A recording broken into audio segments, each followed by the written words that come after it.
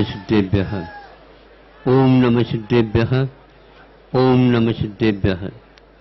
अहिंसा परमो धर्म की, आचार्य गुरुवर श्री कुंद कुंद भगवान की, आचार्य गुरुवर श्री ज्ञान सागर मुनि महाराज की,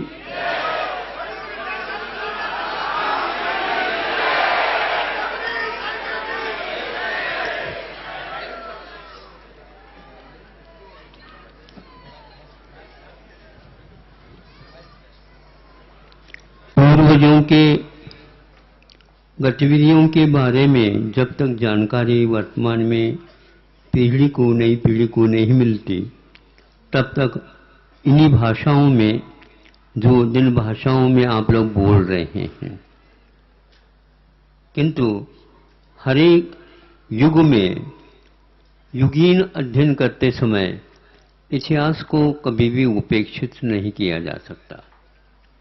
कोई भी कृति अद्वितीय तभी मानी जा सकती है, चाहे वह साहित्यिक हो, दार्शनिक हो, कोई भी काव्यात्मक हो आदि। इस युग में भी वह पहले की कृति कालजयी के रूप में यदि स्वीकृत है तो वह त्रैकालिक काल की व्यवस्था करती है। क्या आप लोगों ने त्रैकालिक काल व्यवस्था से विमुख है? एक ही काल मानते हो जिस काल में आप रह रहे हो। यह एक व्यवस्था आज की है अवश्य, किंतु इसका संबंध अतीत के साथ है क्या? नहीं। और इसका महत्व यदि महत्वपूर्ण यदि है तो भविष्य में भी अवश्य स्थान या अपना बनाए रखेगा। कोई भी कार्य की कीमत और मीमांसा सही सही तब की जा सकती है युगीन के साथ, गत काल के साथ भी उसको जोड़ा जाए और उसमें भी वह खरा उतरता है तो भविष्य तो अपना उज्जवल ही माना जाता है। इसको भूलने का परिणाम यह निकलता है, जो व्यक्ति त्रैविकालिक सत्ता को स्वीकार नहीं करता है वही व्यक्ति इतनी सब बातें आ सकती है, आती है। मैं ये पूछना चाहता हूं, अर्थ का उपयोग क्यों आवश्यक है? क्या अर्थ वस्तुतः अपना मूल्य रखता है? बता दीजिए। यहीं से हमने प्रारंभ किया था। जो लेखक इस किताब के लेखक हैं उनसे हमने यही पहले कहा था कि अर्थ की क्या आवश्यकता है। हमें भूख लगी है, रोटी चाहिए। हमें प्यास लगी है, पानी चाहिए। हमें घाम लग रही है, सर्दी लग रही है, आवास चाहिए। हमें रोग हो गया तो चिकित्सा चाहिए। इसमें अर्थ का कहां स्थान है? हमें बता दो। आपको चाहिए क्या? यदि दिमाग खराब,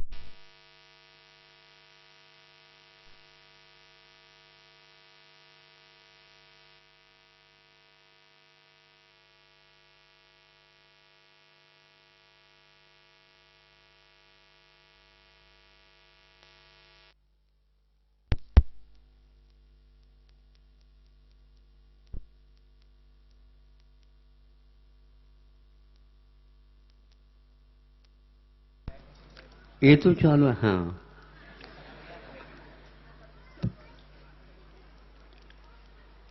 हमें आवश्यकता किसकी है? क्या अर्थ को हम पीस पास करके चिकित्सा के रूप में एक घूंट ले सकते हैं? प्यास को बुझाने की क्षमता अर्थ के पास है। भूख को मिटाने की क्षमता अर्थ के पास है। हमें कुछ शांति चाहिए। सबसे ज्यादा अर्थ के संग्रह करता ही अशांत है।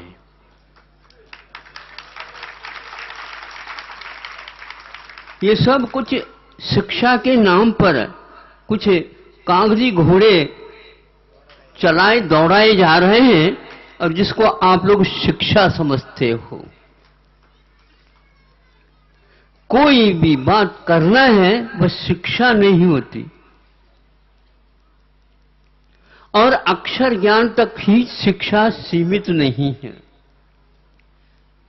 अंधे भी हमने देखे जो आंखों से बिल्कुल कमजोर या है ही नहीं, और भाई बहन मेरे पास आए हैं, रामटेक के चातुर्मास की बात है। उन्होंने अपने जीवन में एक ऐसा, दोनों भाई बहन नेत्रहीन थे, किंतु उन्होंने कानून विद्या को हासिल की, जिसको आप एलएलबी बोलते हैं। फिर इसके उपरांत उन्होंने उसमें अधिकार प्राप्त कर लिया, एलएलएम हो गए। मेरे पास आए और दर्शन करके कहते हैं हमारे लिए विदेश से मांग आई है, हम वहां पर जाएं और उनके यहां नेत्र वालों को हम न्याय क्या है सिखा दें।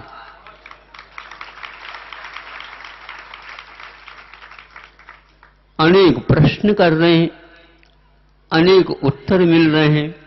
महाराज हमारे प्रश्न का कोई समाधान नहीं है। समाधान किताबी ज्ञान प्राप्त करने से नहीं हुआ करता है। समस्या क्या है ये बता दो, जो अर्थ के लिए आपने स्थान दे दिया। पहले आपकी जितनी भी समस्याएं हैं, शारीरिक, मानसिक, सामाजिक, जो कुछ भी है, आर्थिक समस्या है ही नहीं। एकमात्र महत्वाकांक्षा हम दूसरे को संचालित करें, वो कैसा संभव है? तो इन पदार्थों के बाद में भी कुछ वैकल्पिक रूप रखा जाए, उसके माध्यम से हम इनको संचालित कर सकें। अर्थ की आवश्यकता कब से पड़ी, इसके लिए मैंने कई बार कहा हूं, बैंक की व्यवस्था, अहिंसा बैंक के बारे में मैंने 5-6 साल तक सोचा था, और इन सभी व्यक्तियों के सामने आगे पीछे विषय रखा था। प्राय करके भाद्रपद में ये लोग धार्मिक अध्ययन हेतु आते हैं, ये जिज्ञासा इन लोगों में है। तो अर्थ की व्यवस्था क्यों आई, हमें बताओ। अर्थ हमारे पास है तो कोई पदार्थ हम खरीद सकते हैं। भूल है आपकी। आप किसी पदार्थ को अर्थ के माध्यम से खरीद ही नहीं सकते। अर्थ का मूल्य कहीं भी आप देखो, न ही इतिहास में मिलता है और न ही वर्तमान में आप लोगों ने रखा हो तो बात अलग है। अर्थ का मूल्य नहीं हुआ करता, वस्तु का मूल्य होता, वस्तु भोग्य हुआ करती है, और भोक्ता आप लोग हैं। अर्थ न भोक्ता है न भोग्य है, दुनिया उसके पीछे पड़ी है, पागल से और कुछ कम है ही नहीं। पागल कभी भी अर्थ के पीछे नहीं पड़ता। हमें पूछना यह है कि आप लोगों ने जब माना अर्थ को, तो हम कहीं भूल में तो नहीं है। समझ लो, जो परिग्रही होता, अर्थवान होता है, वह कहता है हमारे पास आकर के महाराज हमारी रक्षा हो, भविष्य में भी मुझे शांति के साथ जीने की सामग्री आपके आशीर्वाद से प्राप्त होता। तो फिर ऐसा कर लो, अर्थ की क्या आवश्यकता आपको? ये तो मैं पूछ रहा हूं। अर्थ के कारण मुझे बहुत अशांति हो रही है, फिर भी दुनिया यदि अर्थ की उपासिका है तो मुझे भी उसकी उपासना के में लगना चाहिए, क्योंकि इतने सारे खोपड़ियां सोच रही हैं जिसके बारे में, और यदि मैं उनके साथ नहीं होता है तो ये कौन सी खोपड़ी है, कहां से आ गई? इसको सुन करके मैं पागल हो जाऊंगा। इसलिए पागलों के साथ होना भी अच्छा माना जाता है। दो लाइन में कोई पागल हो जाते हैं तो कौन पागल है ये मुश्किल हो जाता है। सुविधा तो बनाना चाहिए। हमें अर्थ के बारे में किसी भी अर्थशास्त्री ने आज तक नहीं बताया। हमारे संतों ने अपनी इच्छा को नियंत्रित करने के लिए और मन को अशांत से शांति की ओर लाने के लिए कुछ सूत्र दिए हैं। उनके अध्ययन करने से हमें यह ज्ञात होता है कि उसमें कहीं अर्थ को उन्होंने स्थान नहीं दिया। गृहस्थ होता है, सुबह हमने कहा था, सन्यासी अलग वस्तु है, गृहस्थ अलग वस्तु। गृहस्थ के लिए अर्थ की आवश्यकता हमने भी बात कही थी। वह वैकल्पिक है, बाद में मैं कहूंगा। किस स्थान पर वह आता है यह आपको ज्ञात कराना चाहता हूं मैं। पहले पदार्थ चाहिए, सेवन के योग्य है। तो क्षेत्र, वास्तु, हिरण्य, सुवर्ण, धन, धान्य, दासी, दास, कुप्य और भांड, ये 10 प्रकार के पदार्थ, इसमें आपका संसार पूरा का पूरा बसा हुआ है। 11वां कोई भी वस्तु, 11वीं कोई भी वस्तु नहीं है। इन 10 में आप उलझे हैं। शांति यदि चाहते हो, वह मानसिक परिस्थिति है ऐसा समझो, और इन पदार्थों में जो मन उलझा हुआ है इसकी सीमा रेखा खींचो, बॉर्डर इट। पाकिस्तान पाकिस्तान के स्थान पर, चीन चीन के स्थान पर, भारत भारत के स्थान पर है। यदि बॉर्डर की रेखा नहीं है तो तीनों देश सो नहीं सकेंगे। आप सुन रहे हैं? मैं इसलिए पूछता हूं, आप हमेशा सोते रहते फिर भी हाउ कह देते हैं।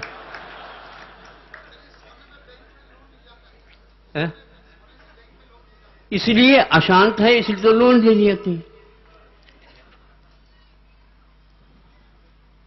अलोना खाना प्रारंभ कर दो, अपने आप नींद आ जाएगी। सलोना होने से ही ऐसे हो रही है। अब अर्थ का क्या मूल्य है, अन्यथा न ले।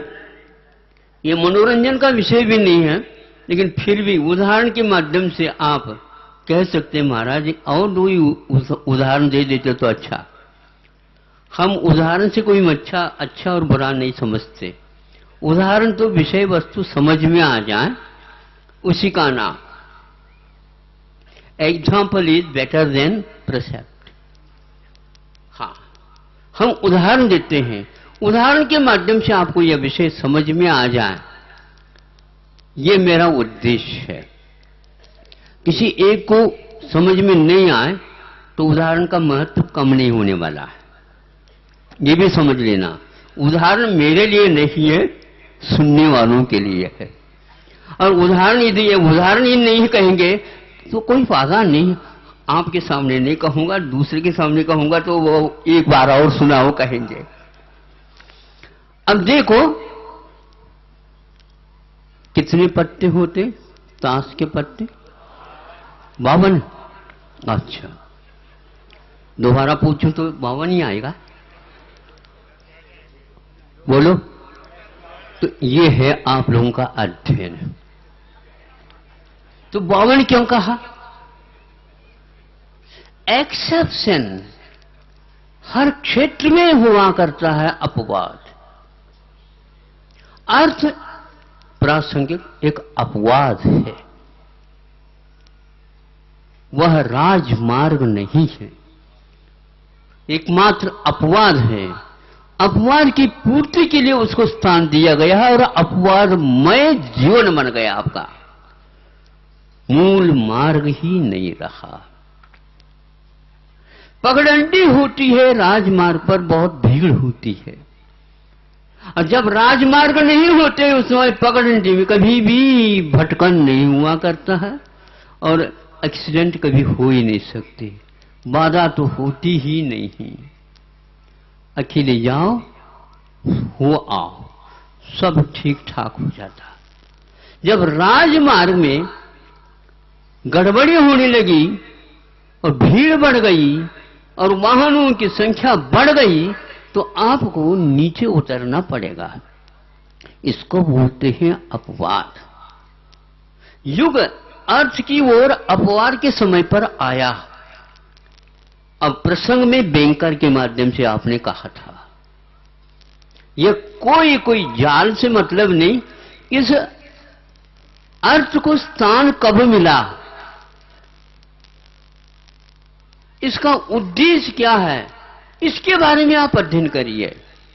इससे हानि है क्या लाभ है, और इसको मुख्य स्थान को छोड़ करके अपवाद के स्थान पर क्यों रखा गया। तो 52 पत्ते अपवाद नहीं, और यदि एक पत्ता बढ़ जाता है, कहीं कहीं सुनते हैं 2 भी चाहते हैं, 2 भी होते हैं, तो 54 हो गए। जोकर, ये इंग्लिश शब्द है, ये इंग्लिश शब्द है। इसको भारतीय शब्द के अनुसार मनोरंजक। सर्कस वगैरह आपने देखा होगा, तो उसमें जो पात्र दिखाते हैं अपने विशेषता, कर्तव्य, करतूत, उस समय जोकर भी उनसे भी ज्यादा कर देता। हाँ, हर बात पर मैं सोचता नहीं ये कैसे जोकर, इसी का नाम तो मनोरंजक है। लेकिन वह पात्र नहीं है, फिर पात्रों से भी आगे ऐसे गोलाटा लेकर के देखता है, विस्मय हो जाता है, ये उससे भी ज्यादा चैंपियन है। लेकिन अपवाद, पात्र को ही देखेंगे आप, मनोरंजन को तो मनोरंजन के रूप में देखेंगे। तो 52 पत्ते हैं और एक वह मनोरंजक है अथवा 2 मनोरंजक है। ये क्या काम करते हैं, हर पत्ते के साथ इसको जोड़ सकते हैं। आप सुन रहे हो, हर पत्ते के साथ इसको जोड़ सकते हो। ये 10 परिग्रह गिने हैं हमने, और हर परिग्रह के साथ इस अर्थ को आप जोड़ सकते हो। लेकिन 52 पत्ते ही होते हैं खेल के मूल। इतने प्रश्न कर रही हूं जैसे पढ़े लिखे हो। आप पढ़े लिखे ही हैं, हम हैं अपढ़। लेकिन ये ध्यान रखो, हमारे पास एक हाइकू का निर्माण हुआ। हम अधिक पढ़े लिखे हैं, कम समझदार। इतने सीए, सीएस, सीएस,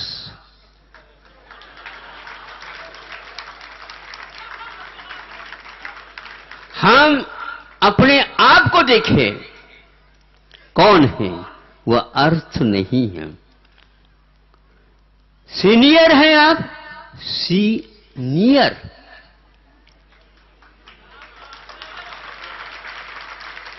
आप पढ़े लिखे अवश्य हैं। पढ़े लिखों के हाथ से यदि तालियां बजती हैं, हमारे कान कभी खुश नहीं होते, क्योंकि आपको अपवाद का भी अभी ज्ञान नहीं है। केवल काम चलाऊ इसको रखा है। किसी भी काम में उसको आप ला सकते हो, लेकिन उसके द्वारा काम नहीं होता। उसका नाम वैकल्पिक मनोरंजक ही है। उसके पीछे इतनी मेहनत नहीं होना चाहिए था। इन 10 परिग्रहों में अर्थ को कहीं भी स्थान नहीं मिला। एक बात मैं मानता हूं, जानता हूं, कोई भी कार्य करना चाहते हैं, जैसे मान लो हम उस वस्तु को यहां पर नहीं ला सकते, यहां से वहां नहीं ले जा सकते, किंतु उसके प्रतीक के रूप में, सिंबॉलिक के रूप में जब हम उसको समझने का पुरुषार्थ करते हैं, वह सिंबल भी हमारे लिए सही सही रूप तक पहुंचाने में सहायक होता है। आप सुन रहे हैं ना, शब्द सुन रहे हैं। तालियां जब बज जाती हैं उस समय समझदारी के साथ भीतर कुछ हलचली हो रही है, क्योंकि शब्द में कभी भी तालियां नहीं बजती, किंतु शब्द के गूढ़ अर्थ को समझ में आ जाता है तो बज जाती हैं। और एक बार मान लो तालियां बज गई और अड़ोस पड़ोस में देखे, उन्होंने कहा, सोचा कि भैया तालियां बज रही, हम भी बजा दें। तुमने क्यों तालियां बजाए, तुमने तालियां क्यों बजाए? जैसे आपने बजाया तो ऐसे हमने बजाया। सभी को पूछती चली जाए तो सब यही कहेंगे कि सभी के सबाई उसमें शामिल है। फिर वक्ता को भी अपने ही वक्तव्य पर ताली बजाना चाहिए। लेकिन किसी को भी समझ में नहीं आया, वो वक्ता सोचता है कि मेरा यह वक्तव्य गलत हो गया है।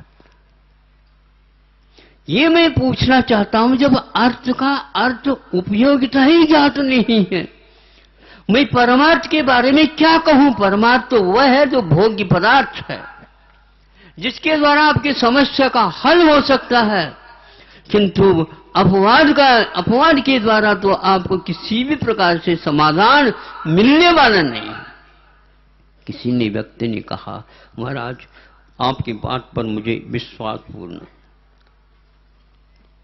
क्यों? मुझे देख करके कर रखा हो, यह वस्तु तो है। नहीं, वस्तु तो है, लेकिन महाराज जिस समस्या के बारे में आपने कहा ये ऐसा ऐसा है, लेकिन आखिर इसका समाधान क्या है? उन्होंने अपने इंग्लिश में सॉल्यूशन कहा। तो कोई बाधा नहीं, पहले हम सॉल्यूशन की ओर न देखें। सर्वप्रथम साइकिल पर बैठते थे पहले हम, तो देखते देखते साइकिल रुक गई, पैडल भी चला ली तो भी आगे नहीं बढ़ रही। क्यों? क्या हुआ? दिखा तो हवा पूरी पूरी निकल, पंक्चर हो गई। अब क्या करना? बोलो, क्या करना? हवा भरना? बेकार की बात मत करो। जब हवा भरी थी, निकली क्यों?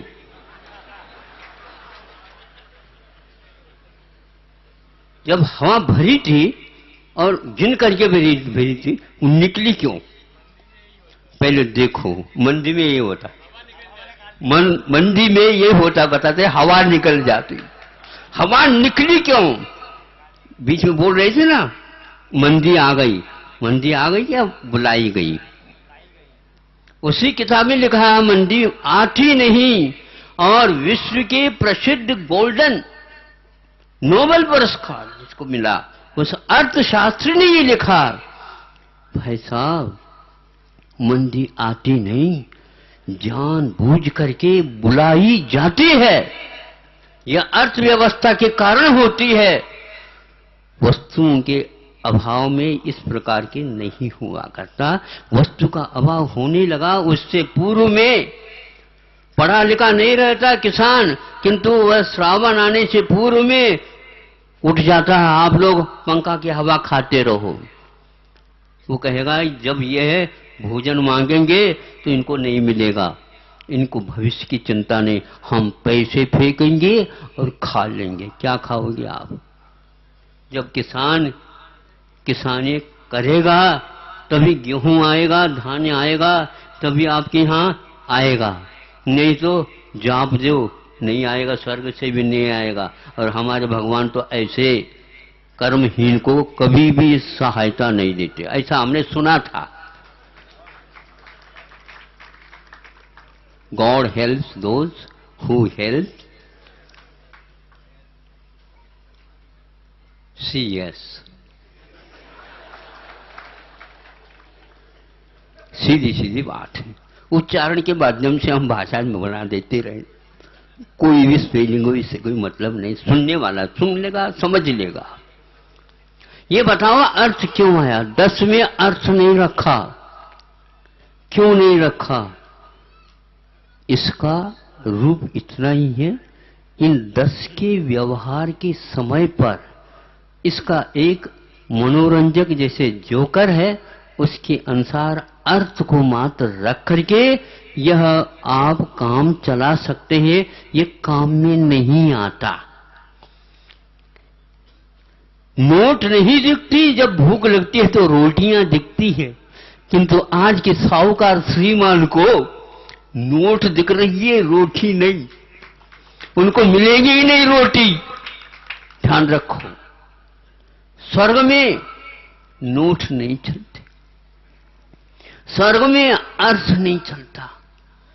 स्वर्ग में सारे वैभव जो वस्तु है वो वही मिलेंगे, और उससे तुलनात्मक दृष्टि से निचली स्वर्ग में जो वैभव है उससे ऊपर में, उससे भी बढ़िया, उससे ऊपर, उससे भी बढ़िया, उससे ऊपर, उससे भी बढ़िया, बढ़िया बढ़िया बढ़िया करते करते करते 16 स्वर्ग को पार करो, ग्रैविक पार करो और अनुदिश पार करो, और वैजयंती इत्यादि सर्वासिद्धि तक पहुंच जाओ। अंतिम सर्वासिद्धि में टॉप का व्यक्ति मिलेगा, वहां का वैभव अलग मिलेगा। लेकिन पैसे के व्यवहार वहां नहीं। यहाँ बैंक की व्यवस्था करने वाले मान लो भूल करके स्वर्ग गए, नीचे आ जाएंगे, अरे हमने सोचा था दुनिया में जो वैभव है वो यहाँ है और हम भूल करके स्वर्ग गए, भैया हमें नीचे उतार दो। क्या करेंगे? हाँ, कुछ नहीं। अर्थ क्या है? यहां भोजन कौलाहार है, वहां का भोजन अमृत, वो भी स्मरण मात्र से झरता है और वर्षों तक भूख की प्यास की बात ही नहीं होती। आप कौन से अकाल में जन्मे क्या पता, पेट पेट पेट पेट पेट पेट यूं यूं बजाते रहते। वहां पर देखो क्या होता, सुख तो वह सुख है, किंतु वो भी नीचे उतर करके आ जाते हैं, वहां पर भी शांति नहीं है। पढ़ने में लिखने में शांति नहीं, किंतु अर्थ समझने में, उसका मीनिंग समझने में शांति है। अशांति से हम ऊपर उठ जाएं, शांति है। अर्थ के कारण यदि हमारा दिमाग खराब हो रहा है तो अर्थ को थोड़े से कुछ समय के लिए रख दो और इतिहास पढ़ो। जिस समय अर्थ की व्यवस्था नहीं की जाती थी, और किसी ने प्रश्न किया था कि जो बच्चों के लिए पढ़ाया जाता है उसका क्या होगा, आप इतिहास खोल करके पढ़ो तो कि भारत में इतने गुरुकुल चलते थे और इतने गुरु काम करते पढ़ाते थे और इतने विद्यार्थी विद्या अध्ययन करते थे, और ये श्रावक देखते रहते थे क्या, सारी सारी सामग्री उनकी आवश्यक सारे वहां पर पहुंच जाती थी। बस उसमें यदि नहीं पहुंचती तो पैसा भर नहीं पहुंचता, अर्थ भर नहीं पहुंचता। अर्थ के बिना आज चिल्ला रहे हैं आप लोग, 3-4 बैठक हो गए और हमारे माथा भी खाने लगे आप लोग।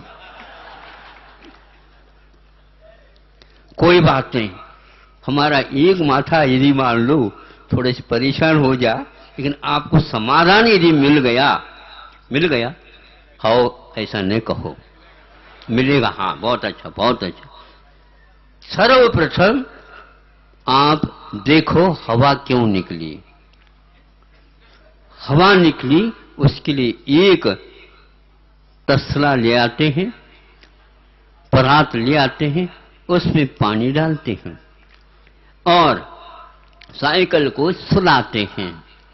फिर इसके उपरांत उसके भीतर से ट्यूब बाहर निकालते हैं। फिर इसके उपरांत 4-5 पंप उसमें भर देते हैं और भरने के उपरांत उस परात में डुबो करके देखते हैं, मिल गया। क्या मिल गया? बोलो। सॉल्यूशन बाद में, पंक्चर कहां मिल गया? मिल गया। देखो उसको और मार्क कर दो, चिन्ह लगा दो। फिर इसके उपरांत उस जहां पर लगा तो उसको थोड़े बहुत खरोंचना पड़ता है, नहीं समझे? और उससे खरोंच करके हमें पास वो खरोंचने की नहीं है तो एक खुरदरा पत्थर जो है ना, देखते नहीं समझे, पैर वगैरह घिसती है ना, उसके माध्यम से घिस लिया। अब सॉल्यूशन ले, अब लगाओ। फिर इसके उपरांत टायर से नहीं चिपकाना, अपने पास रखा करो। जो पुरानी ट्यूब है वो काम में आएगी। अच्छे जगह के निकालो काट करके और उसके ऊपर लगा दो। फिर बाद में पंप लगा दो। फिर अपनी यात्रा प्रारंभ कर दो। अब ये पक्का कर लो कि अर्थ हमारे लिए खतरनाक है क्या नहीं। तो इस अर्थ की ही व्यवस्था केवल आज की बैंकिंग में हुआ करती है। सोना, चांदी, धान, वो ये खेत आदि से कोई इनको मतलब नहीं है, क्योंकि बैंकरों को इसी से मतलब है। धीरे धीरे यदि मान लो क्षेत्र, वास्तु आदि 10 परिग्रह इनको कोई खरीदने लग जाए और खरीदे जा रहे हैं और किसान इससे मुक्त होते चले जा रहे हैं हमेशा हमेशा के लिए। उनको दूसरा धंधा ही करना पड़ेगा। किंतु आज इसके बारे में कोई भी नहीं सोचा जा रहा। कई लोगों का ये कहना था कि कृषि के माध्यम से राष्ट्र की उन्नति चाहना और सोचना ये तो स्वप्न की भी बात नहीं है। अभी एक व्यक्ति ने कहा कि यदि कोई है मूल स्थान तो वह धरती है, उसी में वर्षा होगी तो उसी के माध्यम से अंकुरित होगी, उसी के माध्यम से आपकी भूख मिटने वाली है, बाकी कुछ नहीं। तो उन्होंने कहा जाते जाते, कौन किसने, कि महाराज हमारा भविष्य शांत बना रहे, किसी भी प्रकार से परेशानी ना है और हमारे कर्म भी थोड़े से ढीले हो जाए। सुनते हैं इन दिनों में शनि महाराज हमारे लिए बहुत कृपा नहीं कर पा रहे। अब किसके पास जाओ? भविष्य वेत्ता के पास जाओ। नहीं समझे? अतीत को जानने वाले के पास कोई भी नहीं जाता। नहीं समझे? मेरा अतीत क्या था हाथ देख करके हमें बता दो। भारत का अतीत क्या था, इतनी सारी भीड़ में भविष्य क्या है ये तो पूछ रहे हैं, लेकिन अतीत क्या था ये नहीं पूछ रहे हैं।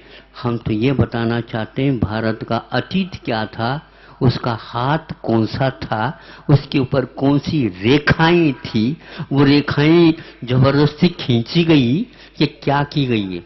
हाँ, दोनों बातें होती।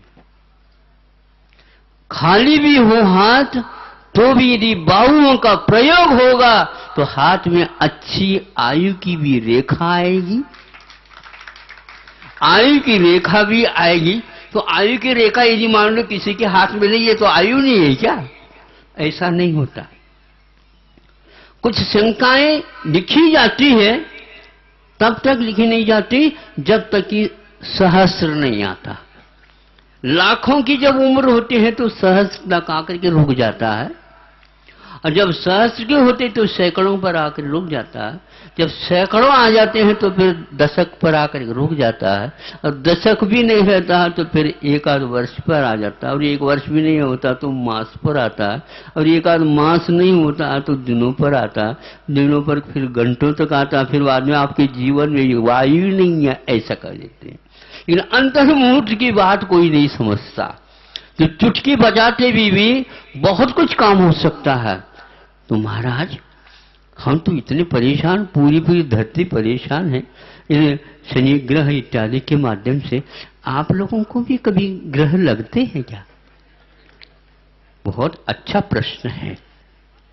न सी वालों ने किया, न सीएस वालों ने किया, और न ही आप लोगों ने किया कि महाराज आप लोगों को भी शनि वगैरह लगते तो होंगे। हाँ हाँ, क्यों नहीं, जब ग्रह है तो लगेंगे। तो उस समय आप क्या करते हैं ताकि हम भी वही कर रहे? हमारे पास आ जाते हैं और परिक्रमा लगाते हैं।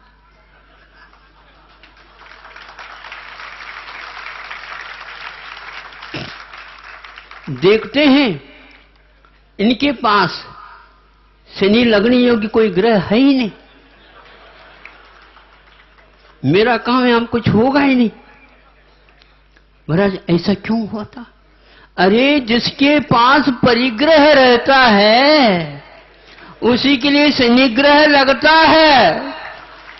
इसलिए सेवलीसन यदि चाहते हो शनिग्रह का, आ जाओ, हम आशीर्वाद दे देते। भूत भी उसी के लिए लग जाते हैं। इसलिए हमारे संतों ने, गुरुओं ने अर्थ को स्थान नहीं दिया, यदि दिया भी है व्यापार की अपेक्षा से वैकल्पिक रूप में, उसमें भी उन्होंने मुद्रा को स्वीकार करते हुए भी सुबह कहा था कि सोने और चांदी के सिक्के, इसके माध्यम से भारत का व्यापार चलता था, ये कहा गया। और वो ले आते मुद्रा विदेश से भी, किंतु सोने और चांदी के सिक्के। ये आज संबंध सोना और चांदी से संबंध छूटता जा रहा है। ये किसी काम में नहीं है, नहीं यही काम में आने वाले, क्योंकि सोना का मूल्य, चांदी का मूल्य बढ़ता ही रहता, सुरक्षित रहता है। किंतु आपके पैसे का क्या बात है, मुझे बताओ। नीचे ऊपर, ऊपर नीचे होता रहता है। इसलिए मंडी लाई नहीं जाती, एक अच्छी मंडी लाई जाती है, आती नहीं। आने के उपरांत फिर जो अपनी सत्ता चलाना चाहते हैं और विश्व को अपने कठपुतली बनाना चाहते हैं, उनके लिए सुविधा हो जाती। यहां खेल भी ऐसा होता है। एक बार देखा था, बहुत छोटा था उस समय, 3 पत्ती लेकर के बैठता हूं, यूं यूं करता रहता है, नहीं समझे, 10 रुपए को 100 रुपए या 1000 रुपए, बस बच्चे प्राय करके आ जाते हैं उस माया जाल में।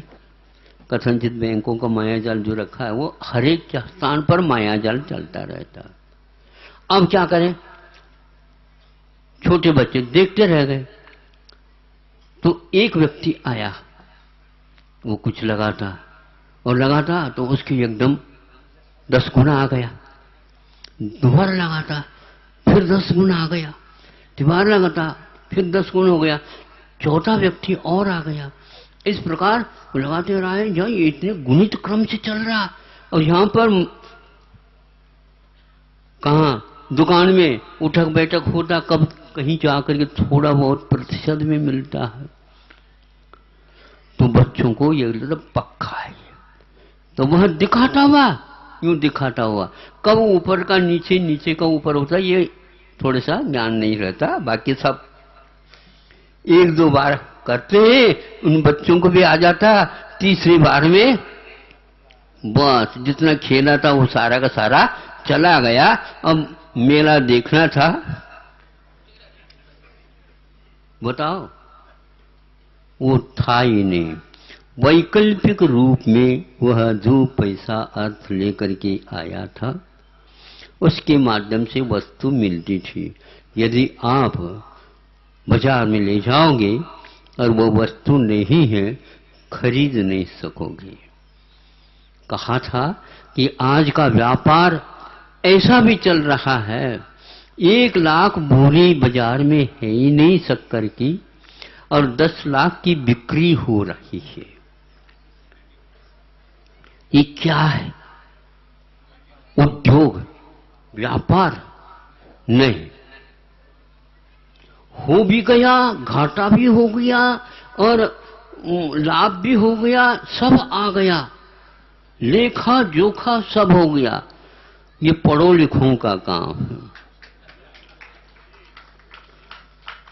समझदार का काम नहीं है। इसलिए हमने कहा समझदारी अलग वस्तु है और केवल आज के युग में शिक्षा का अर्थ लेख ही मात्र है, इसके आगे बढ़कर के कोई शिक्षा नहीं है। एक उदाहरण देता हूं आपके लिए, वह अच्छा नहीं लग सकता, उसमें से सब लोगों को तो अच्छा लग सकता है, लेकिन जो सीए वाले आए हैं उनके लिए तो अच्छा नहीं लगेगा। हाँ तो कहना पड़ेगा।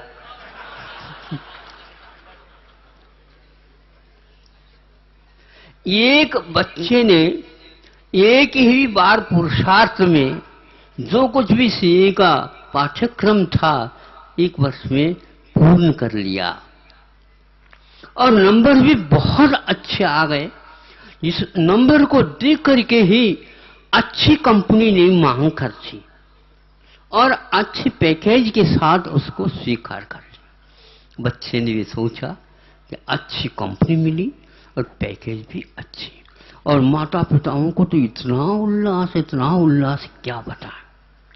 हो गया, 1 महीना हुआ, 2 महीना, 3 महीने हुए नहीं, और वो कंपनी कहती है, जिन्होंने इनको स्वीकार किया था उन्हें कहा कि आपके लिए अब हमारी कंपनी में कोई काम नहीं है। बच्चे ने सोचा ये कंपनी छोटी होगी, इससे बड़ी की आवश्यकता है। तो क्यों, क्या बात हो गई, आपने तो बुलाया था। हाँ, आपके नंबर तो अच्छे हैं लेकिन अनुभव आपके पास कुछ नहीं है। सुन रहे हो आप लोग, किताबी शिक्षा लेने वालों?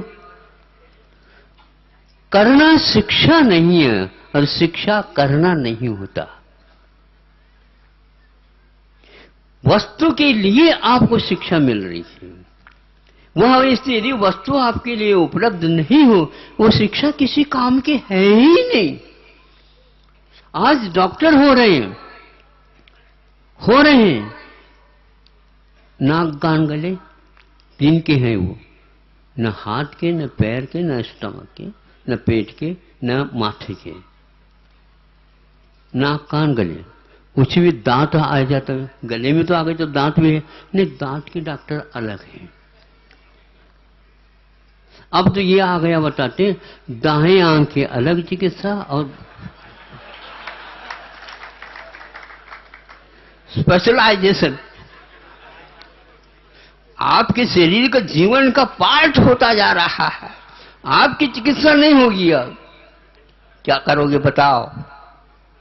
उनके लिए भी भेज दो, उनके लिए भी भेज दो, देते चले जाओ और वो रख लेंगे। आप क्या करेंगे? नहीं कर पाएंगे। इसलिए आपसे मैं पूछना चाहता हूं, अनुभव क्या चीज है? अनुभव करने से आता है, पढ़ने से नहीं आता। और एक बच्चा लगातार सीए में वह अनुत्तीर्ण होता गया। 16 वर्ष हो गए। सुन रहे हो आप लोग? दोनों प्रकार के उदाहरण मेरे पास थे। हमने पढ़ा था, लेख था और वह बिल्कुल सही था। अब जिस कंपनी ने इनको निकाल दिया था, उससे भी बढ़कर के अच्छी कंपनी ने उस 16 साल के बच्चे को रख लिया और उसको अच्छे पैकेज के साथ। तो पूछा, उस लड़के को पूछा गया, क्यों तुम तो बिल्कुल डल, कुछ जानते ही नहीं हो, 16 साल लगाए। तो हमने कहा 16 साल में तो 32 बार दिया होगा। नहीं, 6 महीने में उसकी परीक्षा होते, गलत तो नहीं, सही है ना? तो ये कहो ना 32 साल। तो 32 के बाद उसको अच्छे क्यों कहा जा रहा है?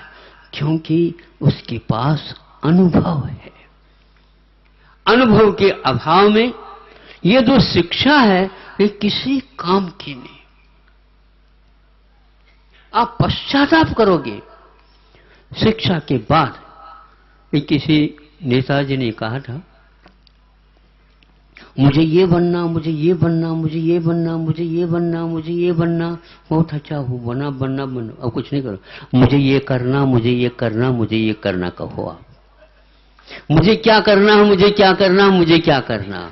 आज का युग प्रत्येक परीक्षा देने वाला व्यक्ति छात्र मुझे ये बनना, मुझे ये बनना, बन गए ढेर सारे, कोई काम ही नहीं मिल रहा।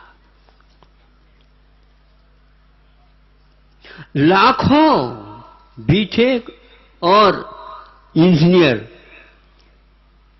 केवल चपरासी बनने के लिए 5,000 या 6,000 वेतन के लिए अपने आवेदन भेज रहे हैं, और उसमें 250, 255 पीएचडी भी थे।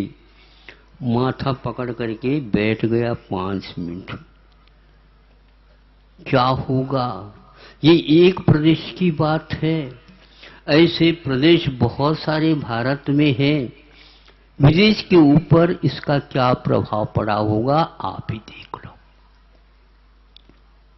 तब हमने सोचा कि नहीं, इस शिक्षा के साथ कुछ प्रयोग भी कराना अनिवार्य है, नहीं तो ये बच्चे हमेशा हमेशा इसी की प्रतीक्षा में लगेंगे और जाप देते रहेंगे, और माता पिता भी भगवान से प्रार्थना करते ही रहेंगे। एक ही मेरा लड़का था, मांगने के उपरांत, बहुत कोशिश करने के उपरांत एक लड़का हुआ था, लेकिन आज सब कुछ वो हो गया था, लेकिन उसका भाग्य साथ नहीं दे रहा, भाग्य नहीं साथ दे रहा। वह बाहुओं का, वह अपने बुद्धि का अनुभव के साथ कोई कार्य करना नहीं चाह रहा है, अथवा उसको सिखाया नहीं गया, अथवा उसके बारे में कोई चर्चा तक नहीं की होगी। बस बच्चे, तुम्हें तो इंजीनियर ही बनना हो, बन गया। अब वह आपके नाम से क्या कहेगा मुझे बताओ। माता पिताओं ने कहां पर मुझे भेज दिया? ये सारी सारी चिंता धर्मात्माओं के माइंड में आना चाहिए।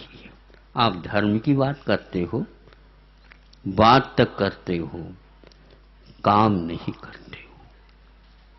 क्या करुणा है आप लोगों के पास? हमारे प्रभु तो बहुत करुणावान हैं, लेकिन वो उनकी करुणा आपके ऊपर नहीं हो सकेगी, क्योंकि उन्हीं के द्वारा आप काम करवाना चाहते हो। विधान भी करते हो, विधान का फल भी उन्हीं से मांगते हो, और विधान कराने के लिए जो संपत्ति चाहिए वो भी उन्हीं से मांगते हो। भगवान आपने तो बहुत दुनिया को दे दिया, बहुत कुछ दे दिया, यहाँ पर भी दे दो। भिखारी आपके सामने खड़ा है, यदि भिखारी को कुछ नहीं दोगे तो कंजूस कहेंगे लोग। आप अपना कर्तव्य तो देखो, ये उल्हाना भी दे सकते आप। ये सब अज्ञान है। कर्तव्यनिष्ठ कोई भी व्यक्ति नहीं दिख रहा है, और यही कर्तव्य समझते हैं कि हमारा काम हो गया। नहीं, अभी आपने श्री गणेश भी नहीं किया। सम्यक दर्शन केवल श्रद्धान का विषय नहीं, सक्रिय सम्यक दर्शन होता है, जिसकी आंखों में से पानी निकले बिना नहीं रहता तो सामने वाला व्यक्ति यदि संकट में ग्रस्त है, आप अपने संकट की बात तो करते हो कि उसकी विकट स्थिति के बारे में कभी अध्ययन किया नहीं किया है, इसीलिए आपके पास सम्यक दर्शन है। मैं कैसे कहूंगा, क्योंकि सम्यक दर्शन के साथ करुणा अनुकंपा भी हुआ करती है, उसको हमें पहचानना चाहिए। आपके भीतर करुणा यदि सक्रिय है, आंखों में से पानी आए बिना नहीं रह सकता, लेकिन हम तो अपनी स्वार्थ के लिए रोते रहते हैं। अब हमें सोचना पड़ता है। ऐसे सम्यक दृष्टि को मैं पहले आशीर्वाद दे लूं, इस अपेक्षा से जो व्यक्ति जहां कहीं भी करुणा का प्रयोग करके और बिना कुछ कहे और उस कर्तव्य में लग जाता है। क्यों चिंता करते हो? भारत में इतनी लंबी चौड़ी गुरुकुलों की श्रृंखला थी, ऐसे ऐसे सेठ साहूकार थे, प्रत्येक व्यक्ति थे, अपने बच्चों को भी भेजते थे और उस शिक्षा की जब तक पूर्ति नहीं हो, अपने क्षमता के अनुसार राशन पानी भी भेजते थे। और उन पढ़ाने वाले अध्यापकों के लिए भी योग्य व्यवस्था होती थी। एकमात्र मेहमान का आना हुआ आपके घर में कोई बताया नहीं जाता है, आप उससे पहले ही तैयार होकर के करते हैं। इसलिए आज पश्चिमी सभ्यता से शिक्षा ली हुई है, इसलिए सारे प्रश्न आपके दिमाग में आ रहे हैं।